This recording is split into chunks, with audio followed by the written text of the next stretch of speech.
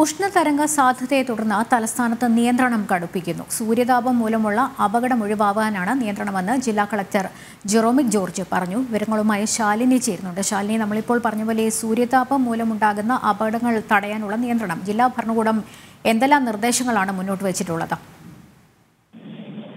ലക്ഷ്മി, സംസ്ഥാന വ്യാപകമായി ഉഷ്ണതരംഗം വ്യാപിക്കുന്ന സാഹചര്യത്തിലും ഒപ്പം തന്നെ 4ഓളം ജില്ലകൾക്ക് കടുത്ത നിയന്ത്രണം നൽകുന്ന പശ്ചാത്തലത്തിൽ കൂടിയാണ് തിരുവനന്തപുരത്തും ഇത്തരത്തിൽ നിയന്ത്രണം കടുപ്പിക്കാൻ ജില്ലാ ഭരണകൂടം തീരുമാനിച്ചിട്ടുള്ളത്.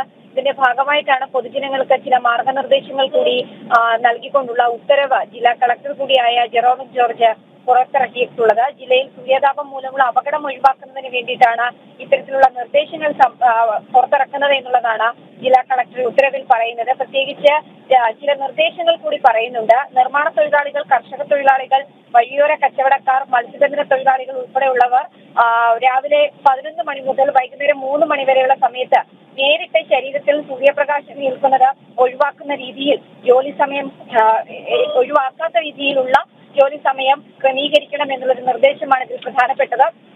മറ്റൊന്ന്, ജില്ലയിലെ ഉൾപ്പെടെ പ്രൊഫഷണൽ കോളേജുകൾക്ക് അവധി മെയ് 6 വരെ ഉണ്ടാകുമെന്നുള്ളൊരു നിർദ്ദേശം കൂടി ഈ ഉത്തരവിൽ പറയുന്നുണ്ട്.